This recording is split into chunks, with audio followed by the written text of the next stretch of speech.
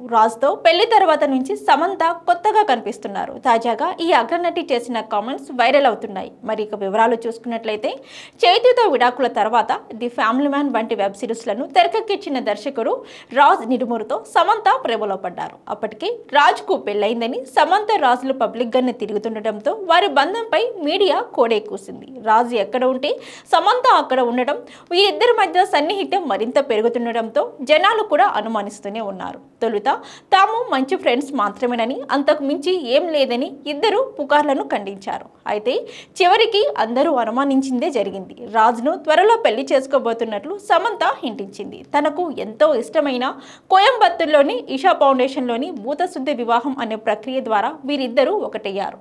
కొన్నాళ్ళు ఇద్దరికి ఇంటికి పరిమితమై విశ్రాంతి తీసుకున్నారు. ఆ తర్వాత సమంత తన రోజువారీ జీవితంలో బిజీ అయ్యారు. తాను స్వయంగా నిర్మిస్తున్న మా ఇంటి బంగారం సినిమా షూటింగ్లో రెగ్యులర్గా పాల్గొంటూ వస్తున్నారు. తన సొంత నిర్మాణ సంస్థ ట్రాలాలా మూవీ పిక్చర్స్ బ్యానర్పై సమంత నిర్మిస్తున్న రెండో చిత్రం ఇది.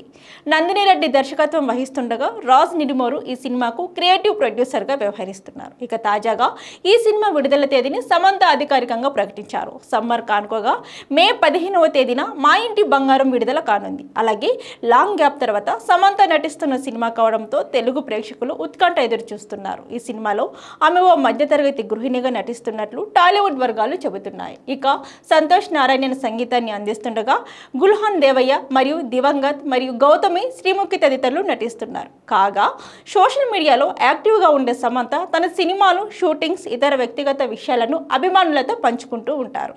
అలాగే ఇన్స్టాగ్రామ్, ట్విట్టర్లలో లైవ్ చిట్ చాట్లు నిర్వహిస్తారు. తాజాగా ఇన్స్టాగ్రామ్లో సండే విత్ యూ అంటూ అభిమానులను పలకరించిన శామ్ వారు అడిగిన ప్రశ్నలకు ఫన్నీగా ఆన్సర్ ఇచ్చారు. అయితే ఓ ప్రశ్న మాత్రం సమంతకు ఆగ్రహం తెప్పించింది. సోషల్ మీడియాలో వచ్చే నెగిటివ్ కామెంట్స్, ట్రోలింగ్ పై ఎలా స్పందిస్తారు అని ఓ నెటిజన్ ప్రశ్నించాడు. దానికి సమంత ఘాటుగా బదిలిచ్చింది. నన్ను ప్రశంసలు కదించలేవు, విమర్శలు కూడా ప్రభావం చూపలేవు. అయితే నెగటివిటీని నా ఇంట్లోకి తీసుకొస్తే మాత్రం బ్లాక్ చేస్తా.